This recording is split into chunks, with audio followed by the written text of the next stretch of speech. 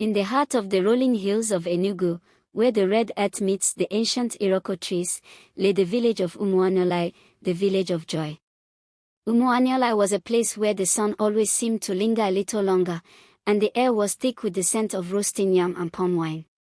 The village was famous for many things, but none so precious as a young woman named Adanna.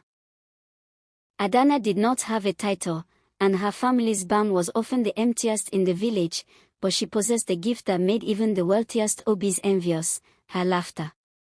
It was a sound like 100 talking drums played in perfect harmony, bright, deep, and so infectious that it could heal a broken spirit or end a long-standing land dispute. When Adanna laughed, the rains seemed to fall more gently, and the harvest was always sweet. But a great shadow fell over Umuaniolai.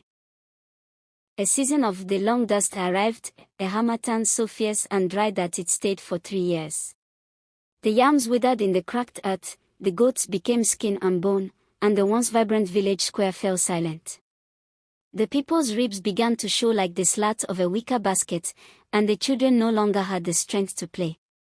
Adanna watched her younger brothers crying from hunger, their bellies swollen and their eyes dull. She looked at her father, a proud farmer, whose hands now shook like dry leaves. Her laughter, once the village's pride, now felt like a heavy burden.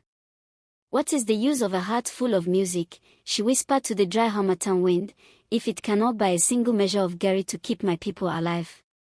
Driven by a love as deep as the Niger River, Adanna walked deep into the evil forest, to the shrine of the Shadow Weaver, a spirit who dealt in cold bargains. She found the spirit sitting beneath a leafless udala tree. He was tall and thin, his skin the color of charcoal, and his eyes like 2 dying embers. In his hands, he held a calabash that pulsed with a strange, golden light.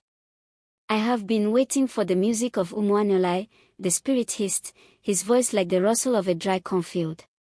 "You have come to trade your joy for the survival of your kin." "I have come to save my village," Adanna replied, her voice steady. The spirit opened the calabash. Inside lay a heart made of solid, heavy, 24-karat gold. It throbbed with a cold, rhythmic light. "This heart is heavy enough to anchor a tribe and rich enough to buy the favor of the gods. If you take it, your village shall have all the wealth it needs. The rains will return, the barns will overflow with yams as thick as a man's thigh, and your people will never know hunger again." "And the price?" Adanna asked. "Your laugh," the spirit said. "It is the only magic precious enough to pay for such a miracle. You will never chuckle at a joke, never giggle at a wedding, never feel the warmth of a song in your throat again. You will be a queen of gold, but you will live in a world of silence." Adanna thought of the dying children and the empty pots. "Take it," she said. As the Shadow Weaver touched her chest, Adanna felt a shimmering, golden mist rise from her throat.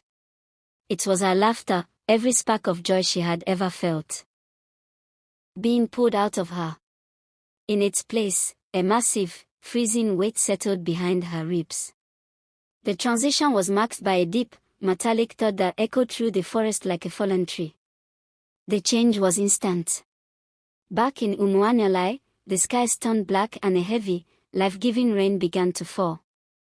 The cracked earth drank its fill, and miraculously, the barns were suddenly filled to the rafters with yam, maize, and bags of cowries.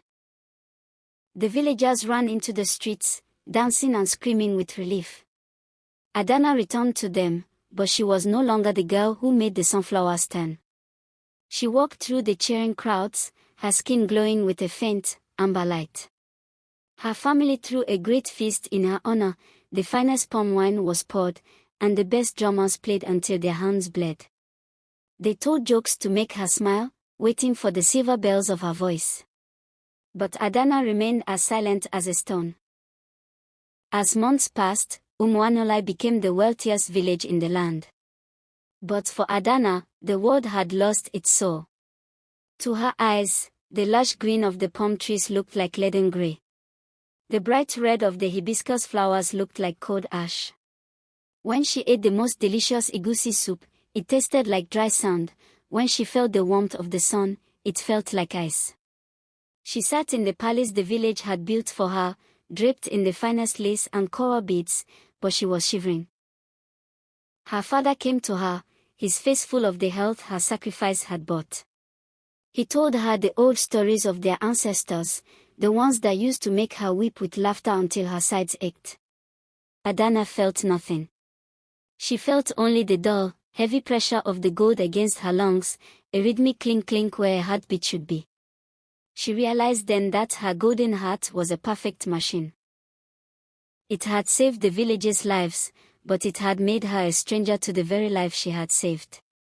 A human heart can break and it can ache, but it can feel the rhythm of the drum.